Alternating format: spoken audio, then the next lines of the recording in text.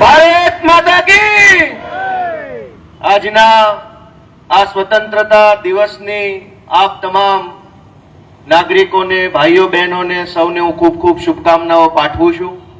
આ સાથે મંચ ઉપર ઉપસ્થિત આપણા આગેવાન શ્રી રામભાઈ ધડુક, સુરત શહેરના પ્રમુખ શ્રી મહેન્દ્રભાઈ નાવડિયા, આ વિસ્તારના કોર્પોરેટર શ્રી કિશોરભાઈ રૂપારેલિયા, શ્રી દીપ્તિબેન સાકરિયા, વોર્ડના સૌ પદાધિકારી શ્રીઓ, દેવશીભાઈ, લક્ષ્મણ કાકા, બધા બહેનો, મહિલા પ્રમુખ શ્રી રજનીભાઈ વાઘાણી, આપ તમામ ઉપસ્થિત આમ આદમી પાર્ટીના દેશપ્રેમી કાર્યકર્તાઓ અને દૂર દૂર બેસીને જે કાંઈ સાથીઓ સાંભળે છે, સૌનો ખૂબ ખૂબ આભાર, સૌનું સ્વાગત। આજે આપણા દેશનો 78મો સ્વતંત્રતા દિવસ છે। દર વર્ષની જેમ આપણે આમ આદમી પાર્ટી વતી ઉજવણી કરવા માટે એકઠા થયા છીએ। આપણા રાષ્ટ્રધ્વજને આપણે સલામી આપીએ, દેશમાં આપણા દેશ પ્રત્યેની ભાવનાને આપણા દિલમાં ભરીએ, એક જુસ્સા જનૂન સાથે આ પર્વને ઉજવીએ અને દેશ માટે આપણે શું સારું કરી શકીએ, આપણું શું યોગદાન આપી શકીએ, એવા વિચાર સાથે અહીંથી છૂટા પડીએ છીએ। દર વર્ષે આગળ વધીએ છીએ અને આપણે એવી આશા રાખીએ છીએ કે હું એવું કામ કરીશ કે આપણો દેશ આગળ વધે, ભારત મહાન બને, વિશ્વની અંદર ભારતનો ડંકો વાગે। એના માટે તમામ ભારતીયો મળીને શું કરી શકે, કેવું કામ કરીએ, એનો આપણે દર વર્ષે સંકલ્પ લઈએ છીએ। આજે પણ આપણે અહીંથી એક એવો સંદેશ લઈને જવું છે કે એક માણસની 1 મિનિટ એવા કયા કામમાં વાપરવી કે જેનાથી ભારત ઉન્નત બને, ભારત આગળ વધે, ભારતનું ગૌરવ વધે, ભારતના માણસનું ગૌરવ વધે, એવું શું કામ કરીએ। તો એના માટે સૌથી પહેલા એ સમજવું પડશે કે ભાઈ ભારત આગળ વધ્યું એટલે શું। આપણે બધા એવું ઈચ્છીએ કે આપણો દેશ આગળ વધે, પણ આગળ વધવાનો અર્થ શું? બધા જ માણસના ઘરમાં 4 વ્હીલ આવી જાય એને આગળ વધ્યો કહેવાય? બધા જ લોકોને શોરૂમ બની જાય એને આગળ વધ્યો કહેવાય? બધા લોકોને ફ્લેટ, મકાન, બંગલા મળી જાય 140 કરોડ લોકોને, એને ભારત આગળ વધ્યું કહેવાય? ભારત આગળ વધ્યું એનો અર્થ કેવી રીતે સમજવો? કઈ એવી ઘટના ભારતમાં બને તો આપણે એમ માનીએ કે ભારત આગળ વધ્યું, ભારત દુનિયામાં નંબર 1 બન્યું છે? એ જાણવાની, એ સમજવાની આજના દિવસે જરૂર છે દોસ્તો, કે આપણે ભારત આગળ વધ્યું એમ માનવું હોય, ભારતને મજબૂત બનાવવું હોય તો ભારતના એક એક નાગરિકને, એક એક વ્યક્તિને મજબૂત બનાવવાનો સંકલ્પ લેવો પડશે। આઝાદીના 78 વર્ષ થઈ ગયા।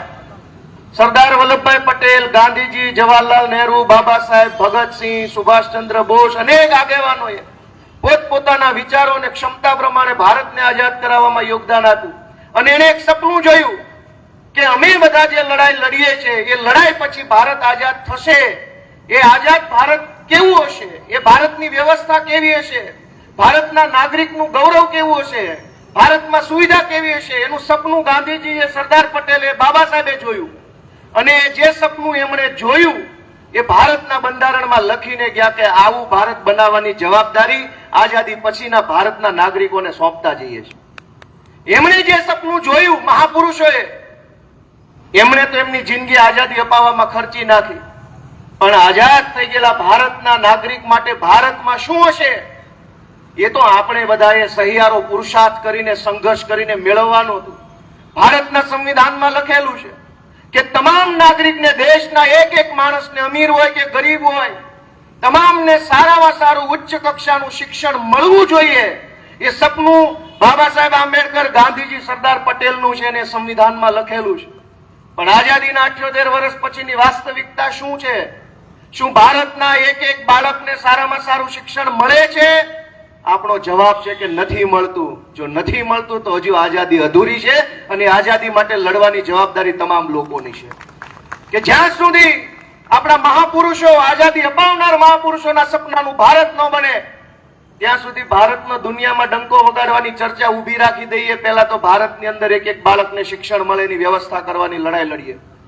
અરવિંદ કેજરીવાલ આ દેશના પહેલા એવા નેતા છે કે જેણે ભારતને એમ કહ્યું કે ભારતને આગળ લઈ જવું હશે તો એનો રસ્તો માત્ર ને માત્ર શાળામાંથી પસાર થાય છે, શિક્ષણની પસાર થાય છે।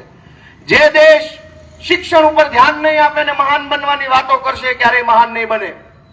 ભારતને મહાન બનાવવાનો મતલબ છે ભારતના નાગરિકને મજબૂત બનાવો, ભારતના નાગરિકને સક્ષમ બનાવો, ભારતનો એક એક વ્યક્તિ અડીખમ બને તો ભારત મજબૂત બને અને વ્યક્તિને અડીખમ બનાવવાનો રસ્તો માત્ર ને માત્ર શાળા છે, શિક્ષણ છે. દોસ્તો, આજ આઝાદીના દિવસે આપણે અહીંયા ઊભા છીએ.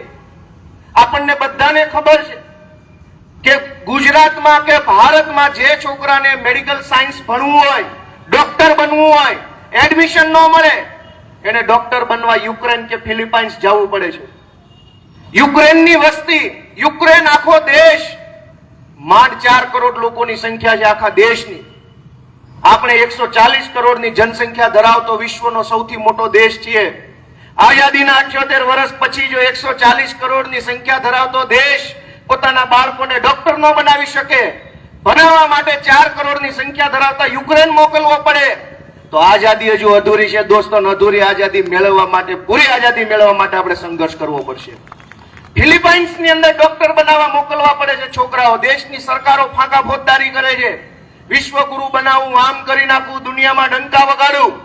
પણ 140 કરોડની સંખ્યા ધરાવતો ભારતનો દીકરો ડોક્ટર બનવા માંગે તો 13 કરોડની વસ્તી ધરાવતા ફિલિપાઇન્સની અંદર ભણવા જવું પડે છે.